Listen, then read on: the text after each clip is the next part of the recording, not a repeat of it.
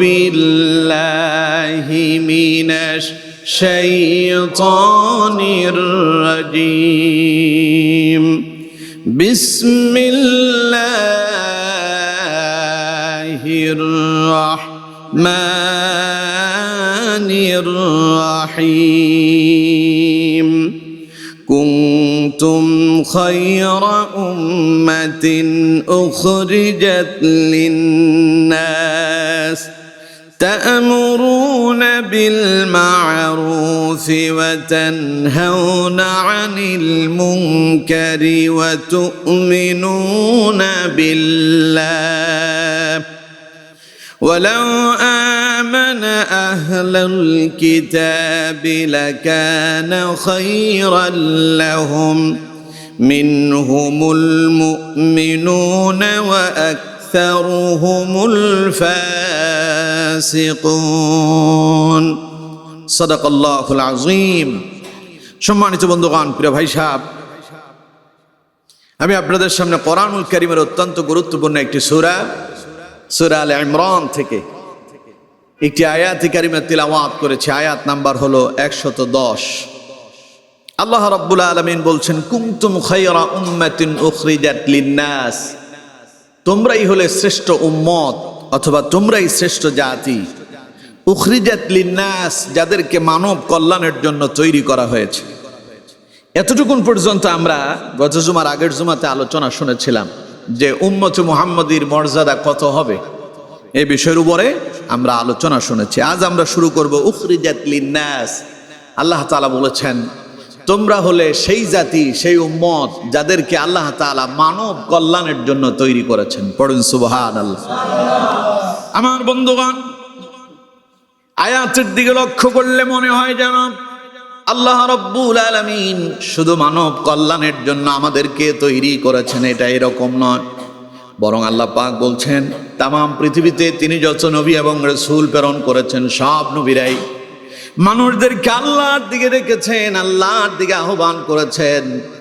নবীরা ইন্তেকাল করেছেন, নবীদের দাওয়াতি কাজ শেষ হয়ে গিয়েছে, উম্মতেরা আবার নতুন করে দাওয়াতি কাজ আর করেনি। এক একজন নবীর উম্মতের উপরে আল্লাহ রাব্বুল আলামিন আরেকজন নবী দিয়েছেন।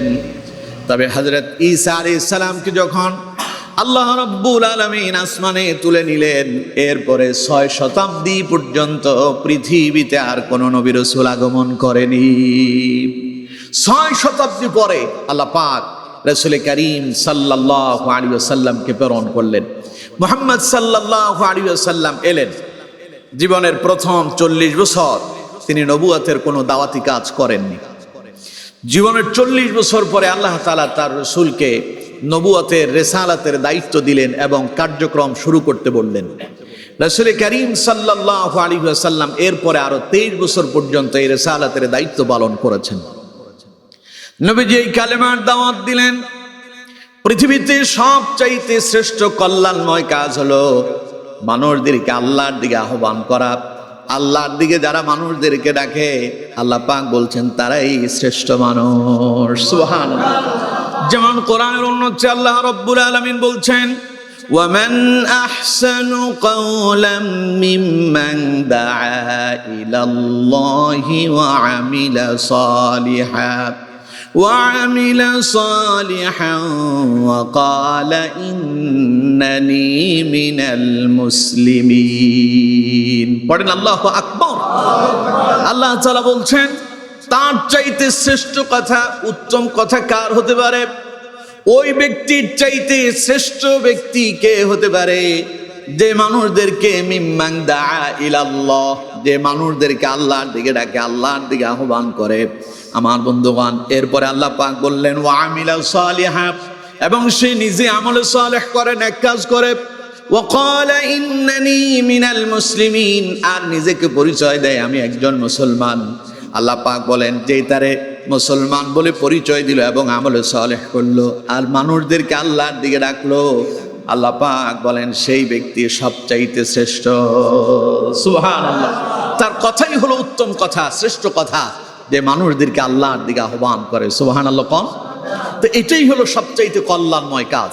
আল্লাহ তাআলা বলেছেন পৃথিবীতে যত নবীরা আসছিল, নবীদের যখন ওফাত হয়েছে দাওয়াতি কাজ সেখানে শেষ হয়ে গিয়েছে। মুহাম্মদ সাল্লাল্লাহু আলাইহি ওয়াসাল্লাম পৃথিবী থেকে বিদায় নিয়েছেন আজ থেকে প্রায় 1500 বছর আগে। সেই 1500 বছর আগে রাসূলুল্লাহর ওফাত হয়েছে। এখনো সেই রাসূলুল্লাহর দাওয়াতি কাজ আছে না নাই? নবীজি নেই, কিন্তু নবীর উম্মতেরা আছেন। রাসূল করিম সাল্লাল্লাহু আলাইহি ওয়াসাল্লাম বলছেন, আল উলামাউ ওয়ারাসাতুল আম্বিয়া। নবীজি বলেছেন, আমি একদিন থাকবো না, তবে আমার ওয়ারিস হবে উলামায়ে কেরাম, আমার উম্মতের উলামারা। তার মানে আমার অবর্তমানে আমার আলেমরাই আমার এই দাওয়াতি কাজ তারা চালিয়ে যাবে। আজ তামাম পৃথিবীতে আলেমেরা আল্লাহর রাসূলের এই দায়িত্ব, রিসালাতের এই নবুয়তের এই দাওয়াতি কাজ উলামায়ে কেরামকে দিয়ে আল্লাহ পাক করাচ্ছেন। পড়েন সুবহানাল্লাহ। নবীজি ইন্তেকালের পূর্বেই পৃথিবীতে মুসলমানের সংখ্যা ছিল মাত্র 1 লক্ষ থেকে কয়েকটা বেশি ছিল সংখ্যায়। কিন্তু আমার বন্ধুগণ, আজ রাসূল নেই, 1500 বছর হয়ে গেল। তামাম পৃথিবীতে মুসলমানের সংখ্যা এখন কি আর শুধু 1 লক্ষ আছে? বাংলাদেশে মানুষ আছে কত? 18 কোটি। 18 কোটির ভিতরে 16 কোটি আছে মুসলমান। সুবহানাল্লাহ। শুধু বাংলাদেশে। রাসূল তো আর বাংলাদেশে আসেন নাই। নবীজি কি বাংলাদেশে আসছিলেন? না। কিন্তু আমার বন্ধুগণ, রাসূল 1500 বছর আগে ওফাত হয়েছে রাসূলুল্লাহ।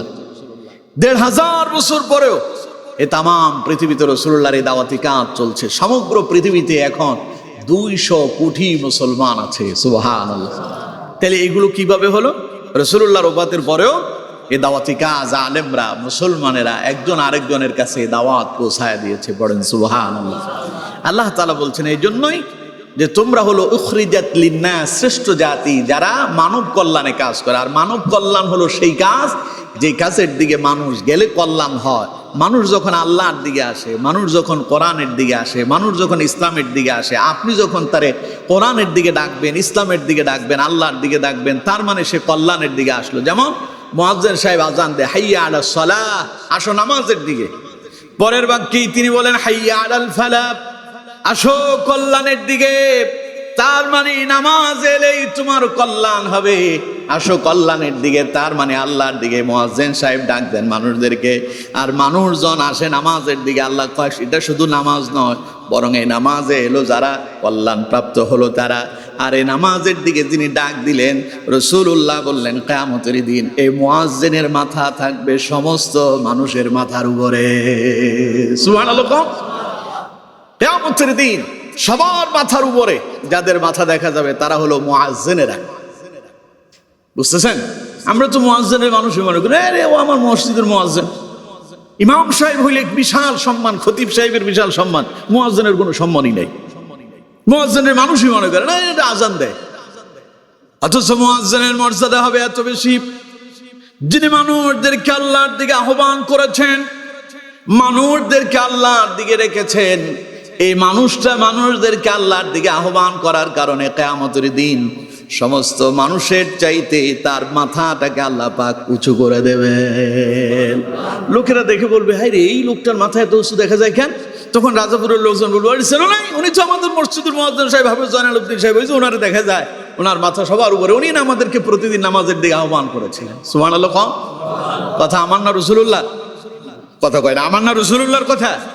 হয়তো আপনার কাছে মুয়াজ্জিন মানুষই না, কিন্তু আল্লাহর দরবারে তিনি শ্রেষ্ঠ মানুষ হয়ে যান। সুবহানাল্লাহ। এর জন্য আমার বন্ধুগণ, নবীদের ওফাতের পরে যদিও দাওয়াতি কাজ বন্ধ হয়েছে, কিন্তু মুহাম্মদ সাল্লাল্লাহু আলাইহি ওয়াসাল্লামের ওফাতের পরও উম্মতের এই দাওয়াতি কাজ বন্ধ হয়নি, এবং সেই দাওয়াতি কাজ চলছে, কিয়ামত পর্যন্ত চলবে ইনশাআল্লাহ। আল্লাহ তাআলা বলছেন এই জন্য উখরিজাত লিন্নাস, তোমরা মানব কল্যাণে নিয়োজিত, এর জন্য কুনতুম খায়রা উম্মাহ, তোমরাই হলে শ্রেষ্ঠ মানব। সুবহানাল্লাহ। এবার এতক্ষণ আপনাদেরকে বুঝালাম সে উত্তম কাজটা কি, মানুষদেরকে কল্যাণের দিকে ডাকা, আহ্বান করা আল্লাহর দিকে, তোমরা মানব কল্যাণে নিয়োজিত। সেই মানব কল্যাণমূলক কাজগুলো কি হবে আল্লাহ তাআলা বলছেন। আল্লাহ রাব্বুল আলামিন বলছেন, তা'মুরুনা বিল মা'রুফি ওয়া তানহাউনা আনিল মুনকার ওয়া তু'মিনুনা বিল্লাহ। তোমরা মানব কল্যাণে যে কাজ করবে, তোমাদেরকে সৃষ্টি করেছে মানব কল্যাণের জন্য, তোমাদেরকে শ্রেষ্ঠত্ব দিয়েছে, এই জন্য তোমরা মানব কল্যাণে কাজ করো, কাজে নিয়োজিত থাকবে। আর তোমাদের সেই কাজ হলো তা'মুরুনা বিল মা'রুফ, তোমরা মানুষদেরকে সৎ কাজের আদেশ দিবে, ওয়া তানহাউনা আনিল মুনকার, অসৎ কাজে তোমরা নিষেধ করবে, ওয়া তু'মিনুনা বিল্লাহ, আর তোমরা তোমাদের রব আল্লাহর উপরে বিশ্বাস করবে। সুবহানাল্লাহ। তাহলে আপনি যদি শ্রেষ্ঠ মানুষ হতে চান, আপনি যদি শ্রেষ্ঠ ব্যক্তি হতে চান, রাসূলুল্লাহর শ্রেষ্ঠ উম্মত বলে যদি পরিগণিত লাভ করতে চান, তাহলে আপনার দায়িত্ব হলো আপনি মানুষদেরকে কল্যাণের দিকে ডাকবেন। সেই কল্যাণমূলক কাজ কি? তা'মুরুনা বিল মা'রুফ, সৎ কাজের আদেশ দিতে হবে। আর ওয়া তানহাউনা আনিল মুনকার, অসৎ কাজে নিষেধ করতে হবে। ওয়া তু'মিনুনা বিল্লাহ, আর অন্তরে আল্লাহর প্রতি বিশ্বাস, ইয়াকিন, অর্থাৎ আপনাকে মুমিন হতে হবে। কথা কি বুঝতেছেন আপনারা আমার বন্ধুগণ? তাহলে আল্লাহ পাক বলছেন তোমাদের কাজ হলো তিনটা কল্যাণমূলক কাজ। এক, আল্লাহর প্রতি বিশ্বাস। দুই, তা'মুরুনা বিল মা'রুফ, তোমরা সৎ কাজে আদেশ দেবে। ওয়া তানহাউনা আনিল মুনকার, আর তোমরা অসৎ কাজে নিষেধ করবে। আমার বন্ধুগণ, এই কাজগুলো করা আসলে কি সহজ কাজ? কথা কয় না সহজ। একটা মানুষকে আপনি ডাকবেন নামাজের দিকে, আসুন ভাই চলেন নামাজ পড়ে আসি। সে বলবে হয়তো আমার পায়জামা ঠিক নাই, আমার শরীর পাক নাই, পবিত্র নাই, আমি এখন নামাজে যেতে পারবো না, মাথায় আমার টুপি নাই, কত রকমের হাজত। আমাদের দেশে তো মানে হাজতের শেষ নাই, আছে না এরকম অজুহাত? আমাদের আছে ডান হাত বাম হাত, পাশাপাশি আরেকখান আছে, তার নাম অজুহাত। 3 নাম্বার অজুহাত। পায়জামা ঠিক নাই, লুঙ্গি ঠিক নাই, জামা ঠিক নাই, আমি পবিত্র নাই, এই ইত্যাদি ইত্যাদি হাবি যাবি। এখন না তখন জুমানা, এই জুমানা পরের জুমা থেকে শুরু করব, জোহর না আসর থেকে শুরু করব, মাগরিব না এশা থেকে শুরু করব, আগামীকাল ফজর থেকে শুরু করব। কিন্তু আগামীকাল ফজর পর্যন্ত যে আপনি বেঁচে থাকবেন এরকম কোনো গ্যারান্টি আছে? তো সুতরাং শুরু যখন করবেন এখন থেকে শুরু করতে হবে। কথা কি বুঝতেছেন আমার বন্ধুগণ? সুতরাং অজুহাত দিয়ে ইসলাম থেকে, কোরআন থেকে, দিন থেকে দূরে থাকার কোনো সুযোগ নাই। কারণ আপনার পেছনে মালাকুল মউত ছুটে বেড়াচ্ছে। যখনই আল্লাহর ইশারা হয়ে যাবে, এক মুহূর্তের ভেতরেই আপনাকে দুনিয়ার জমিন থেকে তুলে নেওয়া হবে। তখন সময় কই পাবেন? আর সময় আছে? সময় নাই। এই জন্য অজুহাত দেবেন না। ইসলামের কাজে কোনো অজুহাত নাই, কোরআনের কাজে কোনো অজুহাত, আল্লাহর ইবাদতে কোনো অজুহাত চলবে আমার বন্ধুগণ। সুতরাং যদি আপনি শ্রেষ্ঠ মানুষ হতে চান, শ্রেষ্ঠ ব্যক্তি হতে চান, আল্লাহর প্রতি শুধু বিশ্বাস করলেই হবে না, মানুষদেরকে সৎ কাজের দিকে আহ্বান করতে হবে, আর অসৎ কাজে বাধা প্রদান করতে হবে। সৎ কাজের আদেশ করেন আপনি, মানুষের নামাজের দিকে ডাকেন, কোরআনের দিকে ডাকেন, ইসলামের দিকে ডাকেন, সে বিভিন্ন অজুহাত দেবে। কিন্তু আপনি যখন অন্যায় অপরাধমূলক কাজ দেখলে বাধা দিতে যাবেন, তখনই কিন্তু বিপদে পড়ে যাবেন। একজনের ডাকছেন, সে অজুহাত নিয়ে আপনার থেকে দূরে সরবে। কিন্তু আপনি যদি এক জায়গায় গান চলতেছে, এই গান বন্ধ করো, গান চালানো যাবে না, বিপদ আছে। কেউ সিনেমা দেখতেছে, আপনি যাই বললেন এই সিনেমা বন্ধ করো, সিনেমা দেখা যাবে না। আপনি দাওয়াতি কাজ করলেই পরে বাধা আসবে, বিপদ আসবে। কেউ অন্যায় অপরাধমূলক কাজ করতেছে, জুয়ার আসরে বসে তারা জুয়া খেলতেছে। জুয়া খেলা ভালো কাম না খারাপ কাম? এখন আপনি যাই বললেন এই ছেলেরা জুয়া বন্ধ করো, জুয়া খেলা যাবে না। ওরা যা আছে সব কয়টা মিলে আপনার ধরিয়া একদম ইচ্ছা মতো আপনার বুঝাই দেবে যে আপনি যে তাদেরকে বাধা দিতে আসছেন। কেউ মদের আড্ডায় বসে আছে, আপনি যাই তারে বাধা দেন, দেখবেন বিপদ আছে। কেউ সাদাবাজি করতেছে, আপনি তারে বাধা দেন, বিপদ আছে। কেউ টেন্ডারবাজি করে, আপনি বাধা দেন, বিপদ আছে। তার মানে মন্দ কাজে বাধা দিতে গেলেই বিপদ আসবে, আর সৎ কাজের আদেশ করতে গেলেও বিপদ আসবে। এই কাজ মোটেও কঠিন, এই কাজ মোটেও সহজ নয়, এটা বিশাল কঠিন কাজ। এই কাজ করার জন্য যোগে যোগে আল্লাহ পাক পৃথিবীতে অসংখ্য অগণিত নবীদেরকে প্রেরণ করেছেন, আর নবীদেরকে আল্লাহ পাক সেই ধৈর্য ক্ষমতাও দিয়েছিলেন। ফলে নবীরা মার খেলেন, নির্যাতিত হলেন, নিপীড়িত হলেন, এরপরেও সৎ কাজের আদেশ আর অসৎ কাজে নিষেধ করা থেকে তারা বিরত ছিলেন না। নূহ আলাইহিস সালামের নাম তো শুনছেন না? হযরত নূহ আলাইহিস সালাম 900 বছর কালেমার দাওয়াত দিলেন, ইসলাম কবুল করছে 80 থেকে 85 জন মানুষ 900 বছরে। কেউ মানে না। হযরত নূহ আলাইহিস সালাম বললেন, ইয়া কওমি ইবুদুল্লাহ মা লাকুম মিন ইলাহিন গায়রু, হে আমার কওমের লোকেরা, তোমরা এক আল্লাহর গোলামি করো, আল্লাহর দাসত্ব করো, তাগুতকে পরিহার করো। নূহ আলাইহিস সালামের কওমের লোকেরা হযরত নূহ আলাইহিস সালামের উপর ক্ষিপ্ত হলো। নূহ আলাইহিস সালামরে এমন পিটনি পিটালো, হযরত নূহ আলাইহিস সালামকে তারা মারতে মারতে আমরা করে ফেলেছে। হযরত নূহ আলাইহিস সালামের শুধু নিঃশ্বাসটা আছে। এবার কোন নবীরা কি শ্রেষ্ঠ না আলেমরা শ্রেষ্ঠ? কথা কয় না। শ্রেষ্ঠ কারা? পীর বড় না নবী বড়? আলেম বড় না নবী বড়? নবীদেরকে এইভাবে মারা হলো। হযরত নূহ আলাইহিস সালাম মার খেতে খেতে শুধু নিঃশ্বাসটা আছে, দেহটা নিথর হয়ে পড়ে আছে। তৎকালীন সময় নূহ আলাইহিস সালামের কওমের লোকেরা হযরত নূহ আলাইহিস সালামরে মারতে মারতে বেহুশ বানায়া দিল। তারা মনে করছে মনে হয় নূহ আলাইহিস সালাম মরে গেছে। এই কথা মনে করে তারা হযরত নূহ আলাইহিস সালামকে পাহাড়ের উপরে রেখে আসলো। হযরত নূহ আলাইহিস সালাম যখন আবার হুঁশে ফিরে এলেন, আবারও তিনি জনপদের মাঝে ফিরে এসে দাওয়াত দিলেন, ইয়া কওমি ইবুদুল্লাহ মা লাকুম মিন ইলাহিন গায়রু। এত মার খেলেন, এই লোকগুলো মাইরা তারে আমরা বানায়া দিল, বেহুশ বানায়া দিল। ফিরে এসে আবারও সে একই দাওয়াত দেওয়া শুরু করছে। সুতরাং বন্ধুগণ আমার, এই দাওয়াত হযরত নূহ আলাইহিস সালাম দিয়ে মার খেয়েছেন, মুসা আলাইহিস সালাম এই দাওয়াত দিয়ে মার খেয়েছেন, হযরত ইব্রাহিম আলাইহিস সালাতু ওয়াস সালাম তিনি তো এই দাওয়াত দেওয়ার কারণে মূর্তি পূজা থেকে তার কওমের লোকদেরকে বিরত রাখার চেষ্টা করেছিলেন। ফলে তার কওমের লোকেরা হযরত ইব্রাহিম আলাইহিস সালামকে আগুনের ভিতরে নিক্ষেপ করেছিল। ইতিহাস জানেন না আপনারা? কথা কয় না। ইতিহাস জানেন না? তাহলে ভালো কাজ করলেই বাধা আছে না নাই?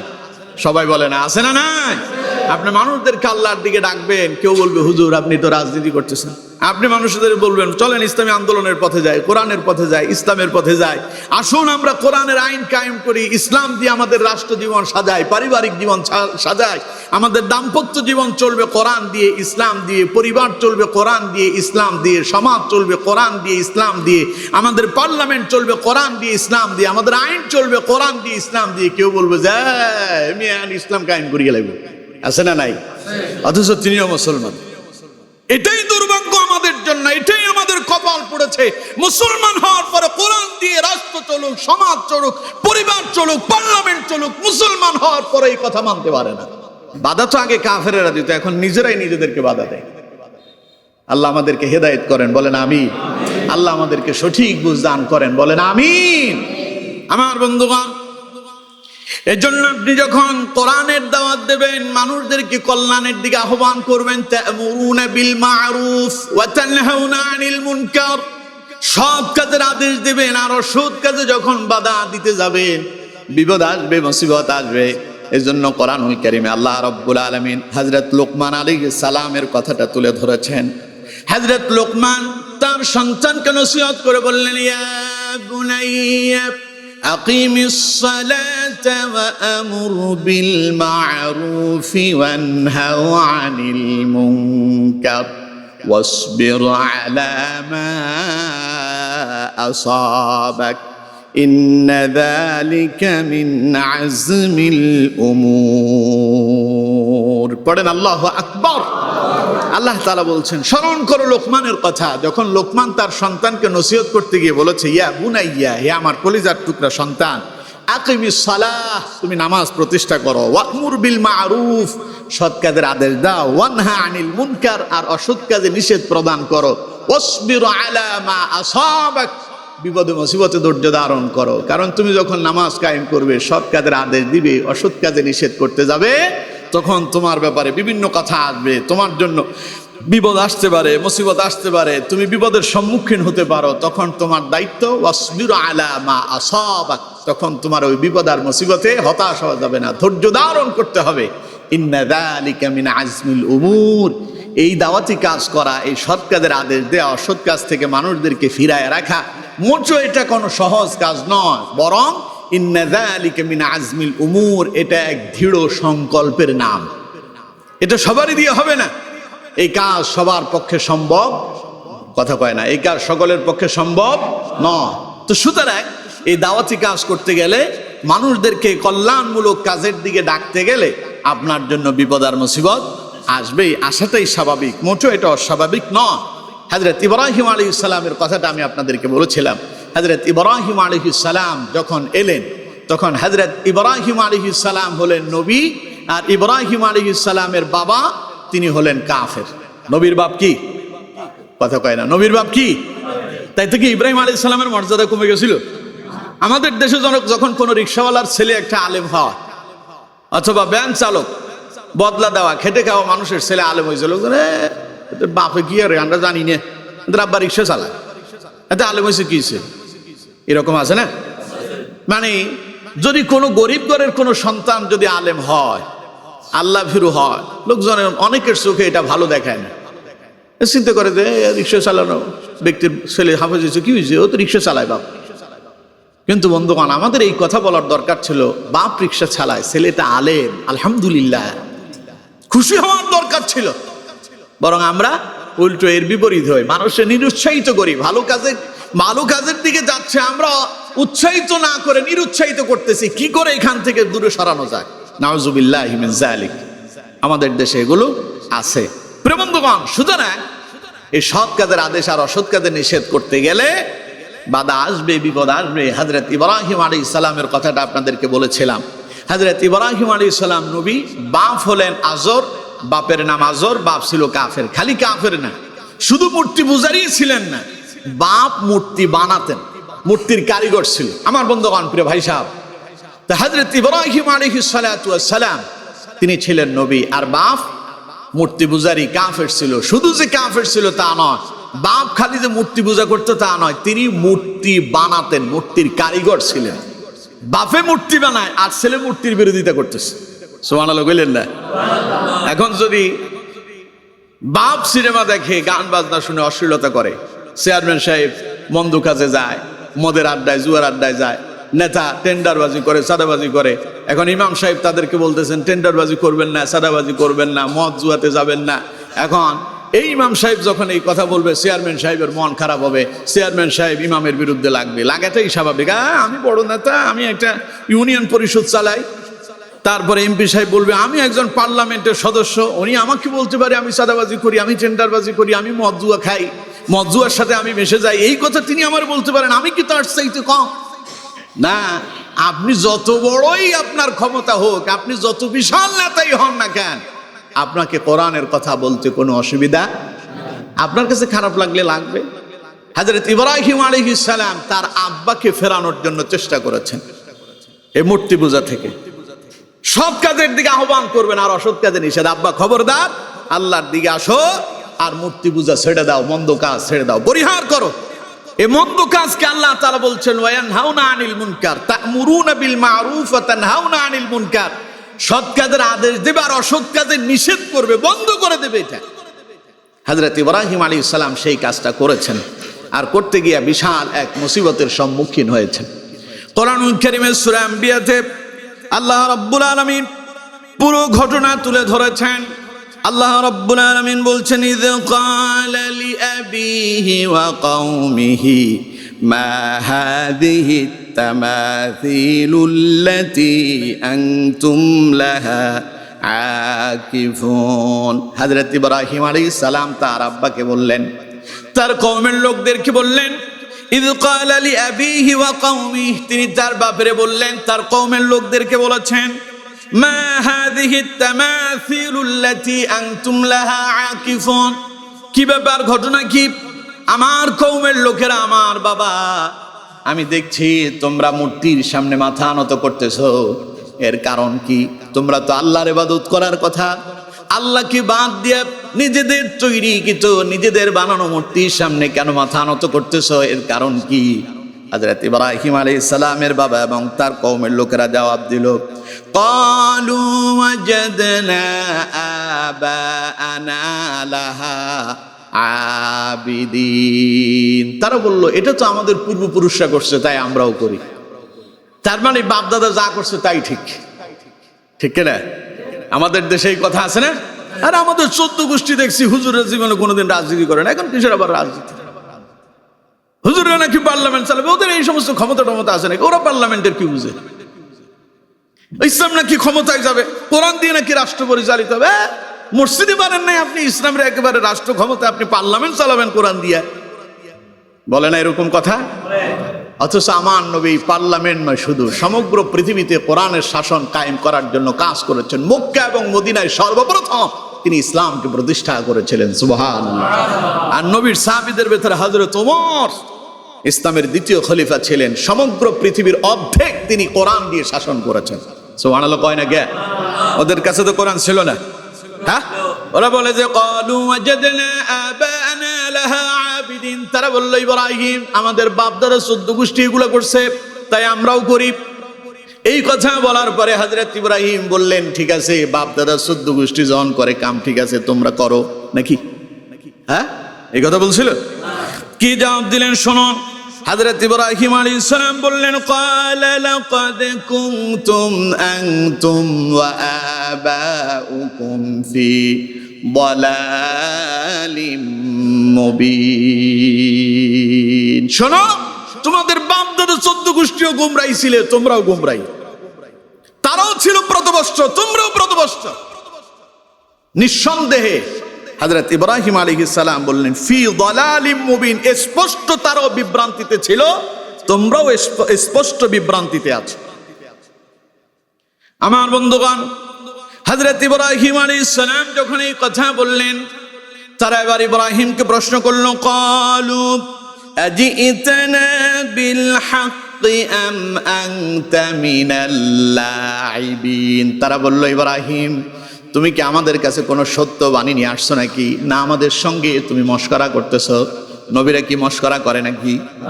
নবীরা কারোর সঙ্গে উপহাস করে, তামাশা করে নাকি?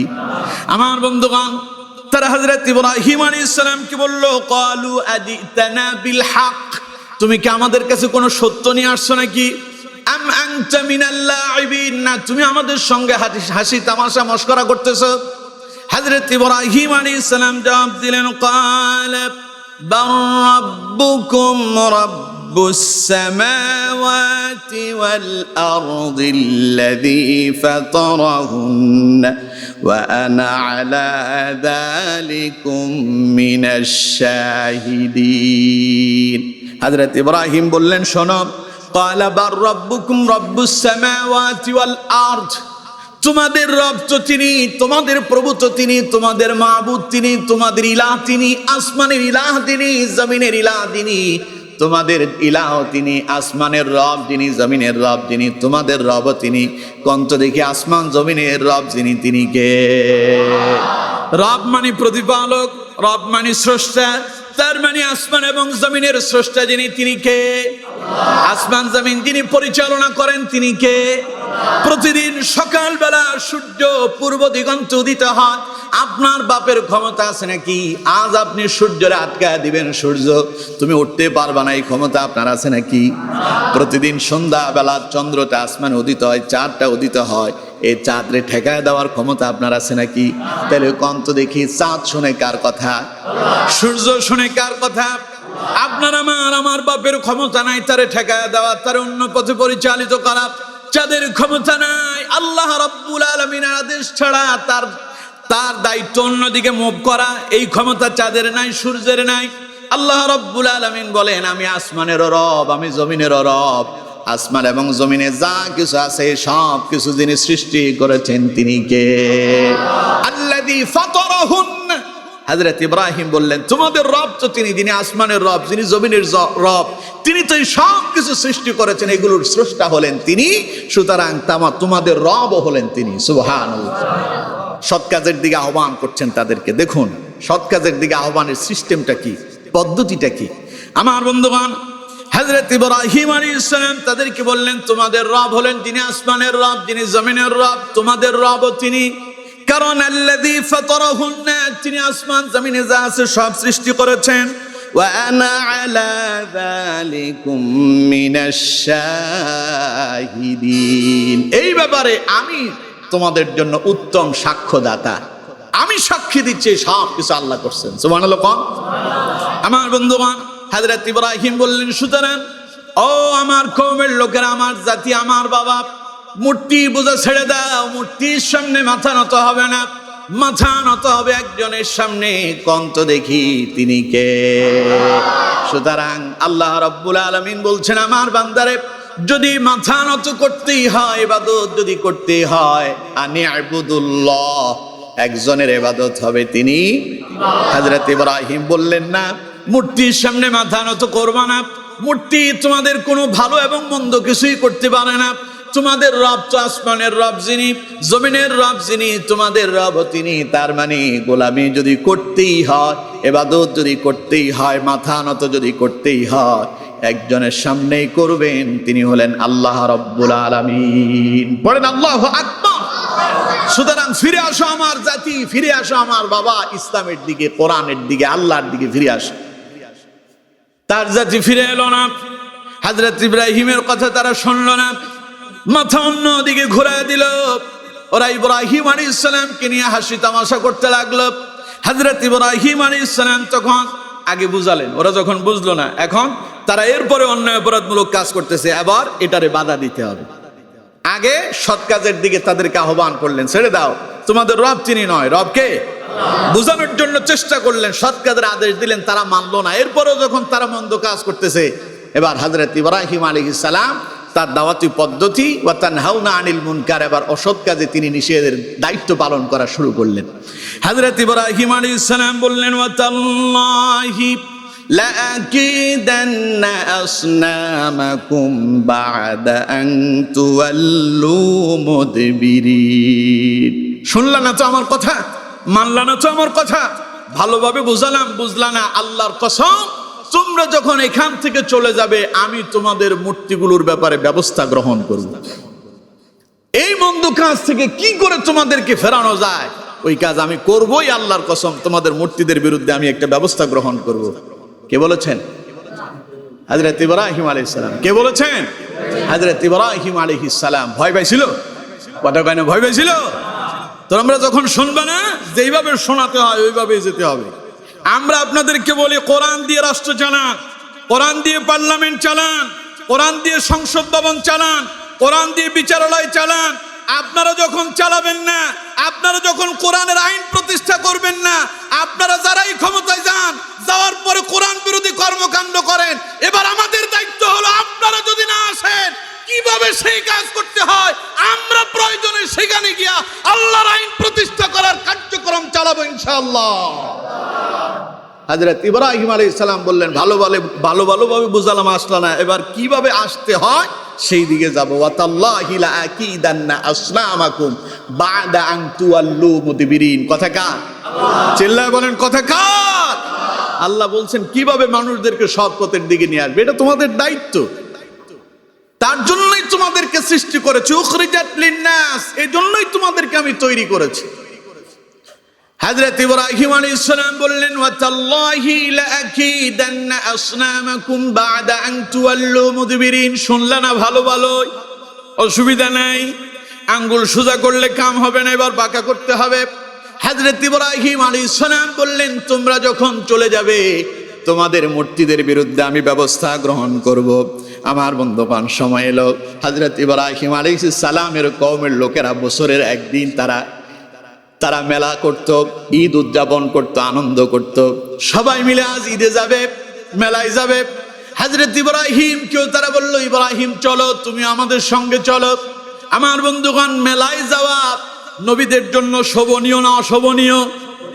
নবীরা মেলায় যাবে নাকি? আলেমরা যাবে নাকি? কথা কয় না, আলেমরা যাবে? আমার বন্ধুগণ, সুতরাং নবীদের জন্য মেলায় যাওয়া মোটেও জায়েজ নয়। এই জন্য হযরত ইব্রাহিম আলাইহিস সালাম তিনি মেলায় গেলেন না। এই জন্য আলেমরাও রাসূলুল্লাহর উত্তরসূরি হওয়ার কারণে তারাও মেলায় যাবে না। কারণ মেলায় যায় যারা অশ্লীল মন্দ কাজ করে, তারা মেলায় ভালো কাম হবে না, মেলায় হয় খারাপ কাজ, যাত্রাপালা। মেলায় যা হয় সব অশ্লীলতা আর বেহায়াপনা, ঠিক কিনা? এই জন্য আমার বন্ধুগণ, হযরত ইব্রাহিম বললেন, না তোমরা যাও, আমার অসুস্থতা আছে, আমি যেতে পারবো না। সেটা ব্যাখ্যা, বিশাল ব্যাখ্যা, সেদিকে যাচ্ছে। হযরত ইব্রাহিম বললেন, আমি যেতে পারবো না, তোমরা যাও। ইব্রাহিম আলাইহিস সালামের কওমের লোকেরা সবাই মেলায় চলে গেল।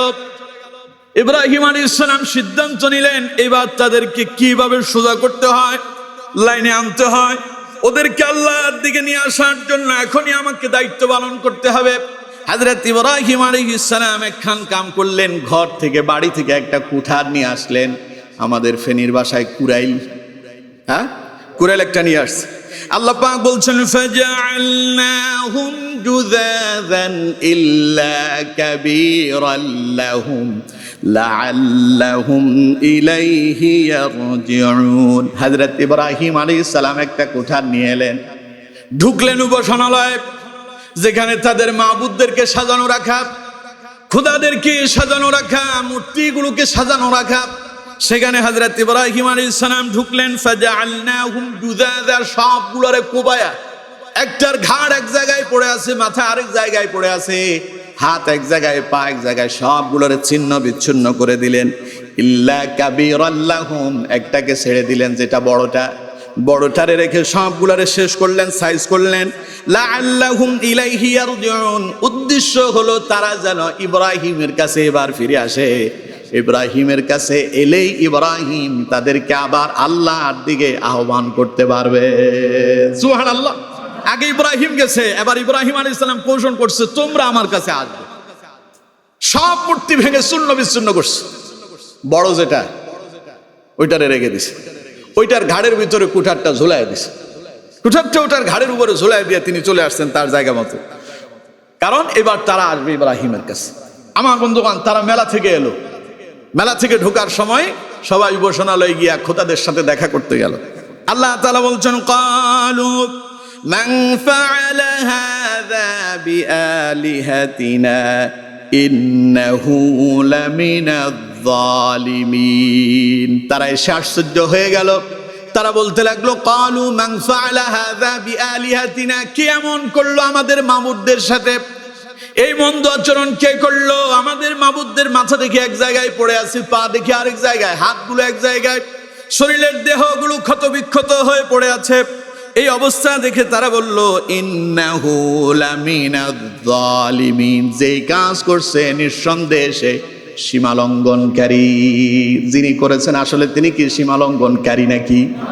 আমার বন্ধুগণ, তারা বলল তিনি সীমালঙ্ঘনকারী। কেউ যখন কোরআনের হক কথা কয় যে উনি মৌলবাদ, বলে না? কথা কয় না, বলে না? ভালো কাজের দিকে ডাকলে কেউ বলবে জঙ্গিবাদ, কেউ বলবে মৌলবাদ, কেউ বলবে আল বদর, কেউ বলবে আশ-শামস, কেউ বলবে রাজাকার। তার মানে এটা আগে নবীদেরকেই গালি তারা দিয়েছিল, এখনো দেয়। এই গালি আসার পরেও নবীরা তাদের দাওয়াতি কাজ বন্ধ করেন নাই। সুতরাং আল্লাহর কোরআনের দাওয়াতি কাজ করতে গেলে কেউ যদি আমাদেরকে মৌলবাদ বলে, জঙ্গিবাদ বলে, আল বদর বলে, আশ-শামস বলে, রাজাকার বলে, আমরা বন্ধ হব না। কারণ রাজাকার মানে সাহায্য করা, আমরা আল্লাহর দিকে মানুষদেরকে সাহায্য করব, ঠিক না? আমার বন্ধুগণ, তারা বলল এটা তো জালেমের কাজ, সে তো অন্যায় করছে, সীমালঙ্ঘন করেছে। আমার বন্ধুগণ, এই কথাগুলো বলতে বলতে একজন দুই একজন বলে উঠল ক্বালু সামি'না ফাতান ইয়াযকুরুহুম ইউকালু লাহু ইব্রাহিম। ক্বালু সামি'না, কয়েকজন বলল আমরা তো শুনছিলাম, ফাতান ইয়াযকুরুহুম ইউকালু লাহু ইব্রাহিম, ইব্রাহিম নামে এক যুবক, সে আমাদের এই মূর্তিগুলোর সমালোচনা করছিল, সে আমাদের মূর্তিদেরকে নিয়ে খারাপ কথা বলছিল, মনে হয় কামটা ইব্রাহিমই করছে। আমার বন্ধুগণ, এবার তারা বলল ক্বালু ফাআতু বিহি আলা আ'য়ুনিন নাসি লাআল্লাহুম ইয়াশহাদুন। ঠিক আছে, তাহলে ইব্রাহিমকে ধরে নিয়ে আসো, জনসম্মুখে তার শাস্তি হবে। ইব্রাহিমকে ধরে নিয়ে আসো, একটা জনসভার আয়োজন করো, দেশের সমস্ত নাগরিক সেখানে থাকবে। আর যারা ইব্রাহিমকে শুনেছে আমাদের মূর্তিগুলোর ব্যাপারে বাজে মন্তব্য করেছে, সেই ইব্রাহিমের বিরুদ্ধে লাআল্লাহুম ইয়াশহাদুন, তারা সাক্ষ্য দেবে জনগণের সম্মুখে। ইব্রাহিমকে অপমান করা হবে, ইব্রাহিম থেকে জবাবদিহি না হবে, কেন ইব্রাহিম আমাদের মূর্তিগুলোর সঙ্গেই ব্যবহার করলো। হযরত ইব্রাহিম এবার খুব খুশি হয়ে গেলেন, খবর ইব্রাহিমের কাছে চলে গেল। ইব্রাহিম আলাইহিস সালাম বললেন আগে বাপের বুঝালাম, কওমের কয়েকজনের বুঝালাম, এখন বিশাল জনসমাবেশ হবে, হাজার হাজার লক্ষ লক্ষ মানুষ থাকবে, আর সব মানুষগুলোকে আল্লাহর দাওয়াত, আমি দাওয়াতে এখন সহজ হয়ে যাবে। সুবহানাল্লাহ। এক ঢিলে দুই পাখি, এক ঢিলে একটা দিয়েই সব কাজ হয়ে যাবে। ওরা ইব্রাহিম আলাইহিস সালামরে নিয়ে আসলো, জনসমাবেশের আয়োজন করলো, বিশাল সমাবেশ, সবাই উপস্থিত। আজকে ইব্রাহিমের বিচার হবে। ইব্রাহিম আমাদের মূর্তিগুলো ভেঙে ফেলেছে। হযরত ইব্রাহিম আলাইহিস সালামকে ডাকা হলো। ইব্রাহিম আলাইহিস সালাম এসে উপস্থিত হলেন। তারা ইব্রাহিমকে প্রশ্ন করলো, ক্বালু আ'আনতা ফাআলতা হাযা বিআলিহাতিনা ইয়া ইব্রাহিম। হে ইব্রাহিম, আমাদের এই মূর্তিগুলোর সাথে এই আচরণ কে করছে? আমাদের এই মূর্তিগুলোর মাথা কে ভাঙছে? এগুলোর হাত পা কি করে আলাদা হলো? এগুলোর এইভাবে ছিন্ন বিচ্ছিন্ন করলো কে? হযরত ইব্রাহিম আলাইহিস সালাম বললেন, কই ওই যে তাকায় দেখো। হযরত ইব্রাহিম তাকায় বললেন, ক্বালা বাল ফাআলা, মনে হয় যে এটা করছে। কোনটা? ক্বালা বাল ফাআলা, ওই যে এটা, ওই যে দেখা যায় বড়টা দাঁড়ায় আছে, মনে হয় এটা করছে। কারণ কাবীরুহুম হাদা, এটা ওদের ভিতরে সবার ভিতরে বড়। মনে হয় তাদের ভিতরে কোনো ঝগড়া হয়েছিল, বড়টার শক্তি বেশি ছিল, ছোটরা তার সঙ্গে পারে নাই। কাবীরুহুম হাদা, তিনি মনে হয় ওদের সঙ্গে বাগবিতণ্ডা হলো, ঝগড়া হওয়ার পরে সবগুলোর ঘাট থেকে মাথা আলাদা করছে। হযরত ইব্রাহিম আলাইহিস সালাম বললেন, ফাসআলুহুম ইন কানু ইয়ানতিকুন, যদি আমার কথা বিশ্বাস না হয়, ওরা যদি কথা বলতে পারে, কারণ তারা তো তোমাদের স্রষ্টা, তোমরা মনে করো ওরা তো তোমাদের মাবুদ, যদি কথা বলতে পারে জিজ্ঞাসা করো, তারাই জবাব দিয়ে দেবে। এখন মূর্তি কি কথা কইতে পারে? সিস্টেম দেখেন। হযরত ইব্রাহিম আলাইহিস সালাম কৌশলে নিয়ে আসতেছেন। ওই যে বললাম না, সোজা আঙ্গুলে ঘি উঠবে না, আঙ্গুলটার একটু বাঁকা করা লাগবে। হযরত ইব্রাহিম আলাইহিস সালাম বললেন, ওরা আমারে ডেকে নিয়ে গেল, অসম্মান করবে, অপমানিত করবে। আল্লাহ রাব্বুল আলামিন বললেন, হযরত ইব্রাহিম জবাব দিলেন, ক্বালা বাল ফাআলা, বড়টার কাম এটা, কারণ ও তো দাঁড়ায় আছে, বাকি সব পড়ে শূন্য বিচ্ছিন্ন হয়ে গেল।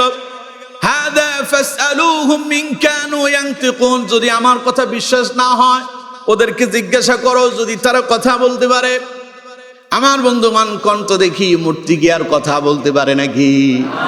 আমার বন্ধুমান এবার তারা নিজেরা চিন্তা করতে লাগলো। ফারাজাউ ইলা আনফুসিহিম ফাকালু ইন্নাকুম আনতুমুয যালিমুন। যারা আগে বললো ইব্রাহিম হলো জালেম, ইব্রাহিম এগুলো ধ্বংস করছে, এখন তারা মনে মনে চিন্তা করতেছে। ফারাজাউ ইলা আনফুসিহিম, তারা মনে মনে ভাবে আর চিন্তা করে। ফাকালু ইন্নাকুম আনতুমুয যালিমুন, একজন আরেকজনের বলে, না ইব্রাহিম তো ঠিকই আছে, জালেম হইলে আমরাই না। ইব্রাহিম তো ঠিকই আছে, আমরা যেই মাবুদের উপাসনা করতেছি কথা তো সত্যই, তারা তো কথাই বলতে পারে না, কেমনে জিজ্ঞাসা করি এখন? আল্লাহ রাব্বুল আলামিন বলছেন, সুম্মা নুকিসু আলা রুউসিহিম, তখন তাদের মাথাগুলো নত হয়ে গেল, কথা বলার আর কোনো পথ তাদের কাছে খোলা ছিল না। তখন তারা বলল, লাকাদ আলিমতা মা হাউলাই ইয়ানতিকুন, ইব্রাহিম তুমি কি জানো না এরা কথা বলতে পারে না? তুমি কি জানো না এরা তো কথাই বলতে পারে না? তাহলে কেমনে তাদেরকে জিজ্ঞাসা করি? হযরত ইব্রাহিম আলাইহিস সালাম এবার দাওয়াতের কৌশল চেঞ্জ করলেন। হযরত ইব্রাহিম আলাইহিস সালাম বললেন, ক্বালা আফাতা'বুদুনা মিন দুনিল্লাহি মা লা ইয়ানফাউকুম শাইআন ওয়া লা ইয়াদুররুকুম। হযরত ইব্রাহিম বললেন, ক্বালা আফাতা'বুদুনা মিন দুনিল্লাহ, তাহলে কি তোমরা আল্লাহকে বাদ দিয়া এমন কাউকে তোমরা মাবুদ বানালে? আল্লাহকে বাদ দিয়া এমন কাউকে তোমরা ইলাহ মনে করতেছো? আল্লাহকে বাদ দিয়ে এমন কারো উপাসনা তোমরা করতেছো, মা লা ইয়ানফাউকুম শাইআন ওয়া লা ইয়াদুররুকুম, যে তোমাদের কোনো উপকারও করতে পারে না, তোমাদের ক্ষতিও করতে পারে না। উফিল লাকুম ওয়া লিমা তা'বুদুনা মিন দুনিল্লাহ, ধিক্কার জানাই তোমাদের মাবুদদের, ধিক্কার জানাই তোমাদের।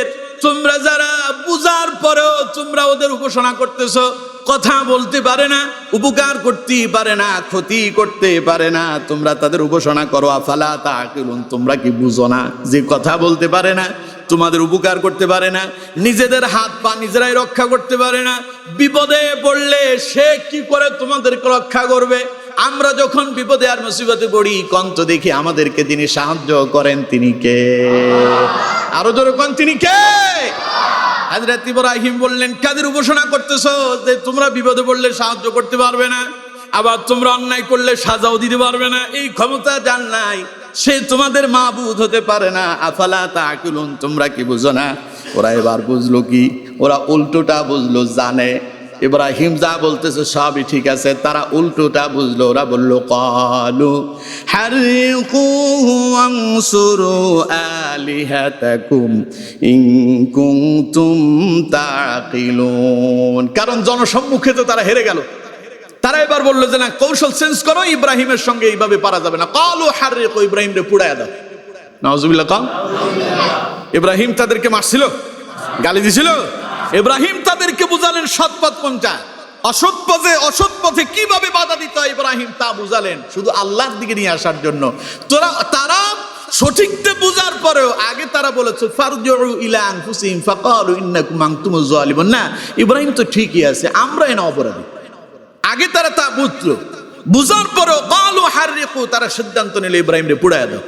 ওয়ানসুরু আলিহাতাকুম, যদি তোমরা তোমাদের দেবতাদের পক্ষে কিছু করতে চাও, ইন কুনতুম তাকিলুন, যদি তোমরা কিছু করতে চাও, ইন কুনতুম ফাইলিন, তোমরা যদি তোমাদের দেবতাদেরকে বাঁচাতে চাও, সাহায্য করতে চাও, তাহলে ইব্রাহিম রে পোড়ায়া দাও। এবার ইব্রাহিম রে পোড়ায়া দেওয়া হবে। ইব্রাহিমের অপরাধ, ইব্রাহিম সৎ কাজের আদেশ দিলেন আর অসৎ কাজে বাধা দিলেন। এখন ইব্রাহিমের জন্য ফাঁসির মঞ্চ তৈরি করো, তারে জ্বালায়া দাও। 1 মাস পর্যন্ত বিশাল আগুনের কুণ্ডুলি, আগুনের স্তূপ করা হলো, বিশাল আগুনের স্তূপ করা হয়েছে, ইব্রাহিমকে পোড়ানো হবে। সবাই সহযোগিতা করতেছে যে মাবুদের সঙ্গে খারাপ ব্যবহার করছে, ইব্রাহিমের বিরুদ্ধে সবাই লেগে গেল।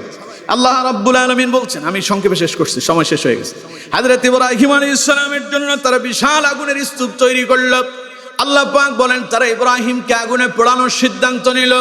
কুলনা ইয়া নারু কুনি বারদান ওয়া সালামান আলা ইব্রাহিম, আগুনে নিক্ষেপ করবে তারা, ইব্রাহিম রে পোড়ায় দিবে। ইব্রাহিম তাদেরকে ভালো কাজের আদেশ দিল আর অসৎ কাজে নিষেধ করলো। এখন ইব্রাহিম খারাপ হয়ে গেল, ইব্রাহিম রে পোড়ায় দাও। কারণ এই ভালো মানুষ যদি থাকে, মানুষ ভালো হয়ে যাবে। ভালো কাজে বাধা দাও, এই ভালো কাজে বাধা দেয় তারা মুনাফিক হলো যারা, মুনাফিক হলো তারা, মুসলমান নামদারি যারা, মুনাফিক হলো তারা নামাজও পড়ে, হজ করে, যাকাত দেয়, মাথায় টুপিও পরে, পাঞ্জাবিও পরে, দেখলে আল্লাহর ওলি মনে হয়, কিন্তু উপরে উপরে ইসলামের লেবেল লাগায় আর ভেতরে ভেতরে ইসলামটারে ধ্বংস করে দেওয়ার জন্য ষড়যন্ত্র যারা চালায়, আল্লাহর কোরআনের ভাষায় মুনাফিক হলো তারা। বুঝতেছেন? মুনাফিকেরা এইরকম সিদ্ধান্ত গ্রহণ করে। আমার বন্ধুগণ, হযরত ইব্রাহিমকে পোড়া দেওয়ার সিদ্ধান্ত হলো, বিশাল আগুনের স্তূপ করা হলো, ইব্রাহিমকে চরক গাছের মাথায় বাঁধা হলো, ইব্রাহিমকে আগুনের ভেতরে নিক্ষেপ করা হবে। এমন সময় হযরত জিবরাইল এসে উপস্থিত হয়ে গেলেন। আল্লাহ পাক হযরত জিবরাইলকে নাজিল করলেন। জিবরাইল এসে বললেন, হে ইব্রাহিম, আপনি আমার কাছে এই মুহূর্তে যে সাহায্য চান, আমি আপনারে সেই সাহায্য করব। হযরত ইব্রাহিম বললেন, হাসবুনাল্লাহু ওয়া নি'মাল ওয়াকিল। জিবরাইল, তুমি আমার কি সাহায্য করবা? আমি তো আমার আল্লাহর উপরে ভরসা করেছি, তিনি আমার জন্য যথেষ্ট। এই বিশাল মুসিবতে তিনি আমাকে রক্ষা করবেন, কারণ আমি তো কোনো অন্যায় কাজ করি নাই, অপরাধমূলক কাজ করি নাই। মানুষদেরকে আল্লাহর দিকে ডেকেছে, এই জন্য তারা আমারে মারার ষড়যন্ত্র করলো, ওরা আমার আগুনে পোড়াতে চাইলো। এখন আমার আল্লাহ আমার জন্য যথেষ্ট। ওরা যখন হযরত ইব্রাহিমকে আগুনে ফেলে দিল, এমন সময় আল্লাহ রাব্বুল আলামিন আগুনকে ডেকে বললেন, ইয়া নারু কুনি বারদান ওয়া সালামা, ও আগুন আমার ইব্রাহিমের জন্য আরামদায়ক হয়ে যাও, সালামা শান্তিদায়ক হয়ে যাও, আমার ইব্রাহিমের জন্য ঠান্ডা হয়ে যাও। এই কথা বলেন নাই। মুফাসসিরিনে কেরাম বলেছেন, যদি আল্লাহ বলতেন আগুন আমার ইব্রাহিমের জন্য ঠান্ডা হয়ে যাও, গোটা আগুনটা বরফে পরিণত হয়ে যেত। এর জন্য আল্লাহ আগুনকে বললেন সালামা, শান্তিদায়ক হয়ে যাও, শান্তিদায়ক হয়ে যাও। তারা যখন ইব্রাহিমকে আগুনে নিক্ষেপ করলো, আগুন জ্বলে, কিন্তু ইব্রাহিমের শরীরের একটা পশমও জ্বলে না। আল্লাহু আকবার। নমরুদ কয়, কিরে আগুন, তোর তেজস্ক্রিয়তা গেল কই? ইব্রাহিমরে জ্বালাইতে পারিস না? আগুনের জবান খুলে গেল। আগুন বলতেছে, ওরে নমরুদ, আমি কেমন পাওয়ারফুল দেখতে চাস নাকি? আমি ইব্রাহিমের একটা পশমও জ্বালাতে পারি না, কারণ আমার মনিব আমারে নিষেধ করছে। তুই এখানে এসে দেখ, তোর 14 গোষ্ঠী সব গুলারে জ্বালায়া কয়লা বানায় ফেলবো, কিন্তু আল্লাহর ওয়াদারে আমি আমার ইব্রাহিমের, আল্লাহর ইব্রাহিমের একটা পশমও জ্বালানোর ক্ষমতা রাখি না। আল্লাহ রাব্বুল আলামিন বলছেন ওয়া আরাদু বিহি কাইদান ফাজআলনাহুমুল আখসারিন। তারা ইব্রাহিমের বিরুদ্ধে ষড়যন্ত্র করলো, ইব্রাহিমকে শেষ করে দেবে, কিন্তু আল্লাহ পাক বলেন ফাজআলনাহুমুল আখসারিন, বরং আমি ইব্রাহিমকে বাঁচালাম আর তারাই ক্ষতিগ্রস্ততায় ডুবে গেল। ঠিক কি না? ইসলামের ইতিহাস তাই বলে, বাংলাদেশের ইতিহাস তাই বলছে। ইসলামকে নিভায় দেওয়ার যারা ষড়যন্ত্র করলো ওরাই ক্ষতিগ্রস্ত হলো। ইসলামকে নিষিদ্ধ করে পার্লামেন্টকে ইসলাম দিয়ে পার্লামেন্ট সাজাতে দেবে না যারা চেয়েছিল, আজ তারাই ক্ষতিগ্রস্ত হলো। ইসলামকে যিনি সামনে এগিয়ে দিলেন তিনি কে? আগামীতেও যদি আপনি ইসলামের বিপক্ষে অবস্থান নেন, জেনে রাখবেন, শুনে রাখেন, যারা ইসলামের ক্ষতিগ্রস্ত করতে চান তারাই ক্ষতিগ্রস্ত হবেন, কারণ ইসলামের পক্ষে একজন আছেন, তিনি কে? এজন্য আমার বন্ধুগণ, আল্লাহ রাব্বুল আলামিন বলছেন উখরিজাত লিন্নাস, তোমাদেরকে মানব কল্যাণে তৈরি করছি। তোমাদের কাজ হলো তা'মুরুনা বিল মা'রুফ ওয়া তানহাউনা আনিল মুনকার ওয়া তু'মিনুনা বিল্লাহ, সৎ কাজে আদেশ দিবে, অসৎ কাজে নিষেধ করবে, আর আল্লাহর উপরে বিশ্বাস করবে। আমার বন্ধুগণ, এই দায়িত্ব হলো সমস্ত মুমিনদের। আর এই কথাগুলো বুঝেন নাই কারা? হাত তুলেন দেখি, বুঝেন নাই? বলে হুজুর আমি বুঝিনি আপনার কথা। বুঝতে পারছেন? তাহলে এই দায়িত্ব আমাদের সবার, এই দায়িত্ব আমাদের সবার। আল্লাহ রাব্বুল আলামিন আফসোস করে আয়াতের শেষের দিকে বললেন ওয়ালাউ আমানা আহলুল কিতাব, আরে আহলে কিতাবরা এটা বুঝে নাই। ওয়ালাউ আমানা আহলুল কিতাব, তারা যদি বুঝতো আর তারা যদি ঈমান আনতো, লাকানা খায়রাল লাহুম, এটা তাদের জন্য কতই না কল্যাণকর হতো। তবে তারা ঈমান আনলো না, তারা ক্ষতিগ্রস্ত হলো। আল্লাহ রাব্বুল আলামিন বলছেন লাকানা খায়রাল লাহুম মিনহুমুল মুমিনুন ওয়া আকসারুহুমুল ফাসিকুন। কিছু কিছু ইহুদিরা ওরা বুঝলো আর রাসূলুল্লাহর প্রতি ঈমান এনে তারা মুসলমান হলো, মুমিন হলো, অধিকাংশই তারা অস্বীকার করে পথভ্রষ্ট হলো। সুতরাং বন্ধুগণ আমার, আপনারাও যারা বুঝেও না বুঝার ভান করবেন, আল্লাহ তাআলা বলছেন আপনি ক্ষতিগ্রস্ত হবেন, আল্লাহর কোনো ক্ষতি হবে না। আর আপনি যদি বুঝে যদি আপনি ফিরে আসেন, আপনি কল্যাণকামী হবেন।